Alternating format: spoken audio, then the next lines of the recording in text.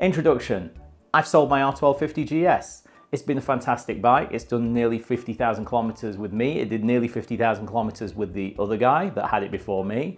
I bought it 2 years ago. I used it for my BTG Moto tours. So needless to say, it's cross-continent. There was a sign that said, you know, what it was. It's done 1,000 kilometers a day sometimes.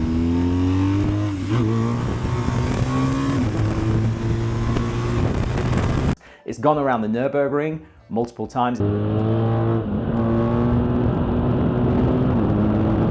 gone around the Grand Prix circuit of the Nürburgring multiple times. Amazeballs. It's been my instructor bike for a total of 5 days on track. When we go faster, you've got to fill out the radius. All right, good. As well as that, it's been the daily rider. It's gone to work, gone back again, gone to work, gone back again. Done that about 400 times. Do you want to see how you can park when you got engine bars? You just park like this. That's it. We'll call that parked. I'm just waiting for the camera car. And you might think to yourself, why would he sell it? And I might think to myself, why have I just sold it? This is awesome. Well, that's a complicated issue and I'm going to get into it now. So welcome to why I sold my R1250GS and replaced it with a small Italian motorcycle. Great. I regret this already.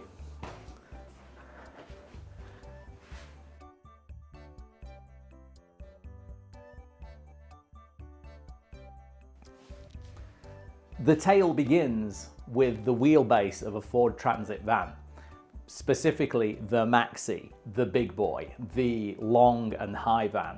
And that's because I just bought one. Now, my business is going great, stonks, but I have a problem. My GS takes up the space of 2 normal bikes when I put it in the van. Desire to get rid of the GS because it's approaching 100,000 kilometer. Desire to have a smaller, more fun, crazier bike. So GS was going. That means I had some great choices out there. I test rode the Tenere 700 World Rally. I nearly test rode the Transalp, and I did test ride the Tuareg.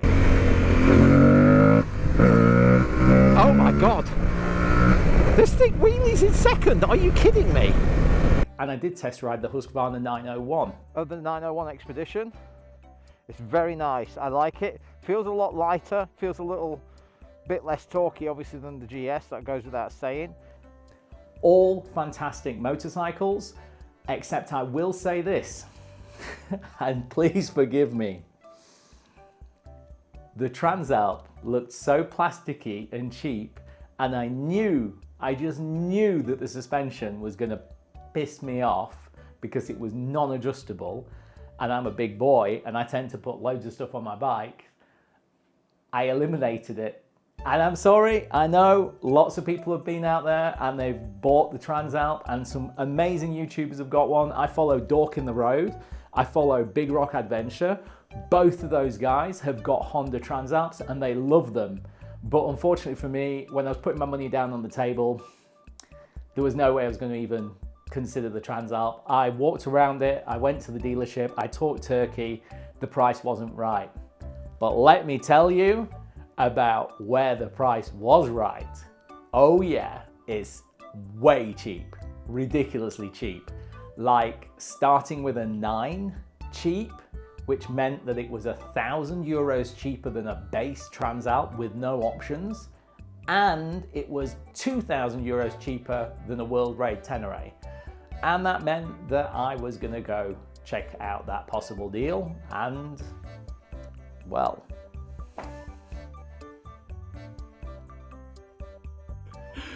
well, if the jersey doesn't give it away, what does? I'm outside Moto Ricard, which is an Aprilia dealer pretty close to my house. They've got a lot of online advertising. In that online advertising, they happen to have a red Aprilia. Welcome to the household, my new Aprilia Tuareg 660. It's all very wet, it's pouring down outside. 6 kilometers from new, put together in 2021, still for sale in 2023. That's where the bargains come.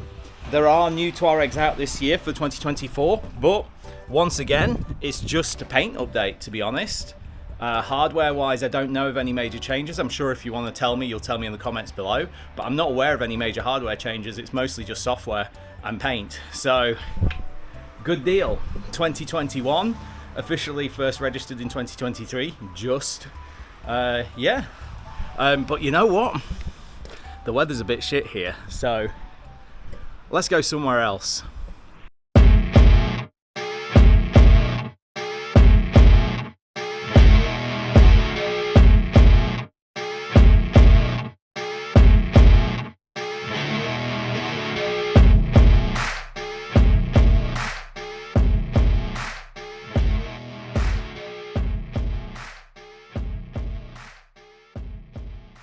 But here we are, Almeria. We're about to experience the bits of the track that are not actually track, they're roads and trails and dusty bits.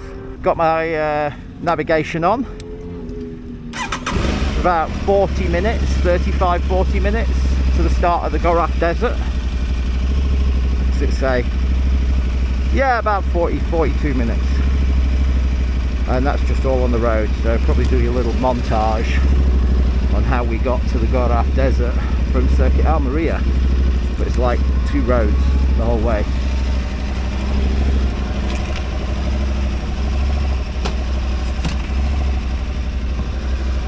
Okay, well, let's roll.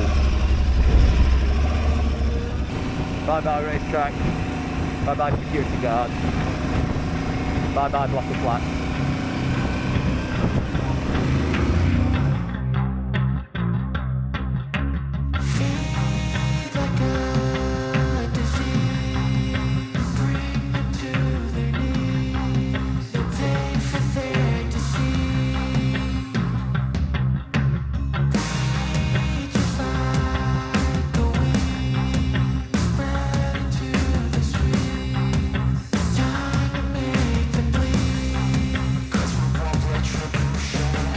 Go.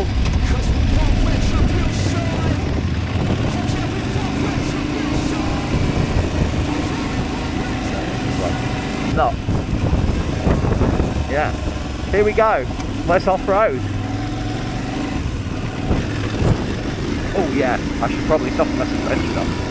I'm still on default settings.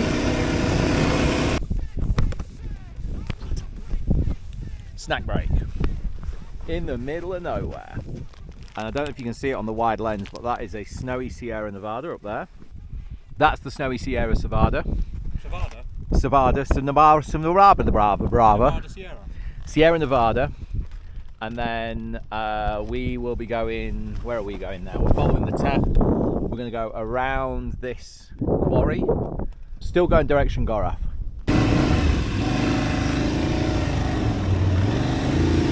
Look at that view! Wow!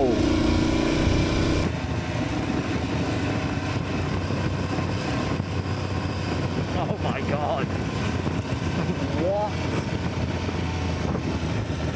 Look at that!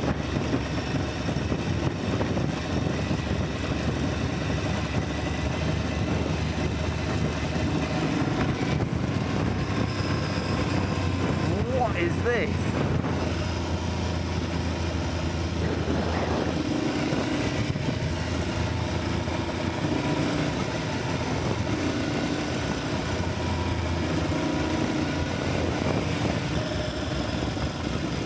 Look at that view! Okie dokie! Shit's about to get real.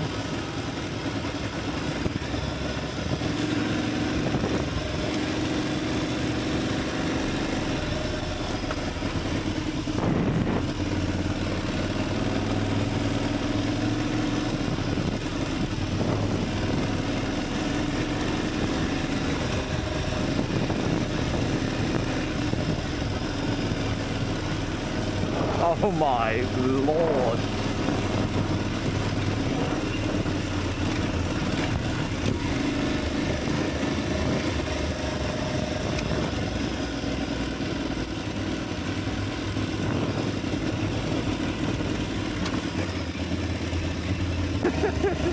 I'm not even joking.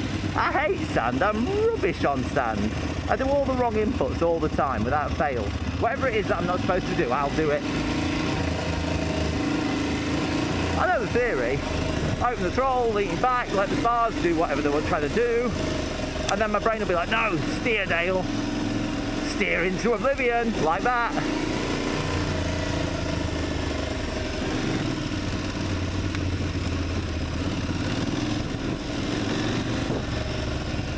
Very quiet. Concentration. Concentration.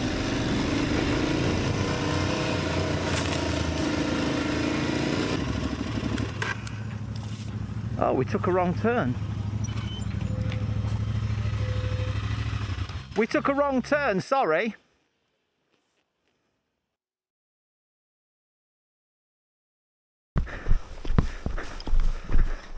I'm gonna go up here. Oh, drop to the right of me, drop to the left of me. Let's stay on the path. Oh boy. Don't fall down, Dale. Ooh.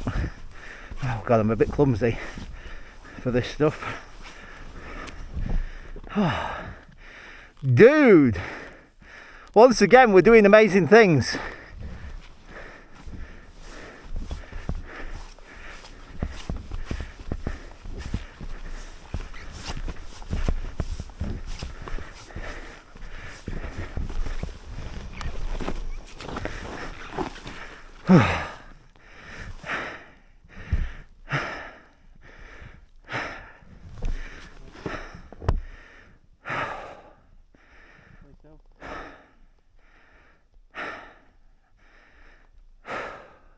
Do I even stand up?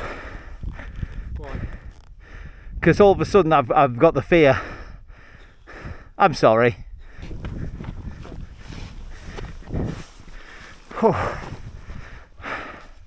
Right. Yeah.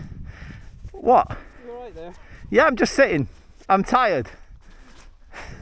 You're just sitting in the corner of the log and all fours. Give me a camera and I'll take a photo, yeah. Because boy, is that a photo. It's another level, isn't it? It's just so far beyond anything.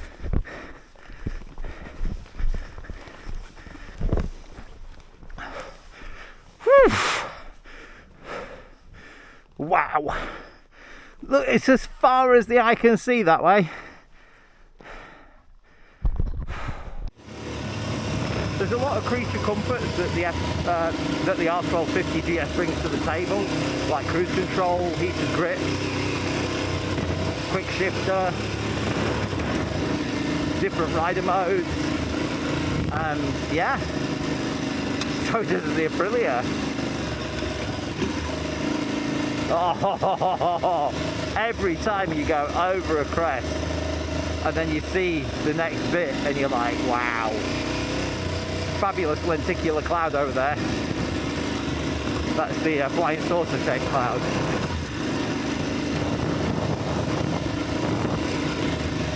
The Aprilia doesn't have an IMU, an inertial motion unit, so it doesn't know how far it's leaning over, for example. It's just a dumb ABS and traction control unit which looks at wheel speeds and the delta in the wheel speed, the way the wheel is accelerating or decelerating from its current rotational speed. But if I didn't tell you that, you probably wouldn't know, because it works really well. Especially on those descents back there, the tricky descents on the loose surfaces. Just shut the throttle, don't worry.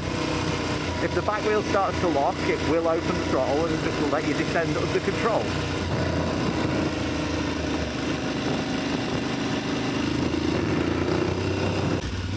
Wow, it's still going. I think we've got to drop right down to the river now.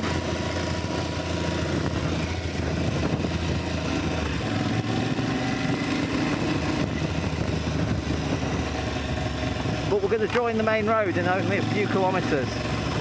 So. And at this point in the story, we didn't just run out of daylight, we ran out of camera batteries. So we got down onto the public road and we headed back to Tabernus, where we were staying, which is next to Circuit Almeria. We got on the motorway, and here's the thing. The Aprilia cruise controlled at 130 Ks, no dramas whatsoever. Maybe not quite as comfortable as the GS. Maybe the standard saddle is not as comfortable as my aftermarket memory foam gel saddle that was on the GS. But I have to say, thank you very much. Again, Big Rock Adventure. He spent money on the Aprilia heated grips, the official ones, which are like 400 bucks, and they're rubbish. So I just put on my Oxford heated grips that I took off another bike. And yeah, heated grips on, cruise control, went back to the hotel, absolutely happy. Who needs an R1250GS, it turns out? To be honest, I think if I was doing 1,000 kilometers a day, I would miss it. For now, I don't, so no regrets. If you've enjoyed this new format and if you're enjoying this new approach to my YouTube channel, please leave me a comment, like, subscribe, and click the bell. If you click the bell, you'll get the notification when I upload next, and uploading next should be this time next week. What can you expect next? Well, first of all, the second day of trail riding was just as awesome as the first. We went up the mountain behind Tabernus. We went all the way to the top to the observatories, and then we came back down again. We found these amazing roads. And when I say roads, I mean trails, but we also found some amazing tarmac roads as well. And of course, we were at Circuit Almeria. So if you want to know more about why I was at Circuit Almeria and what I'm doing on track as well, if you want to know more about my CBR 600RR, that is a fantastic bike. It is a 2003 model bike. If you want to know what we were doing at Circuit Almeria, then let me know in the comments below. Maybe I can do a whole extra video on that. Circuit Almeria, of course, is part of an entire complex with 2 circuits. We were riding Almeria, Andalusia, and Iberia, which is the 2 circuits combined. If you want to know more about my 2004 CBR 600RR, you've got to let me know. It's quite an interesting story. The bike stood in a shed for 15 years, 13 years, and I revived it and took it over to Spain in December. So yeah, let me know. Until the next time, ride safe, and I'll see you in the next video.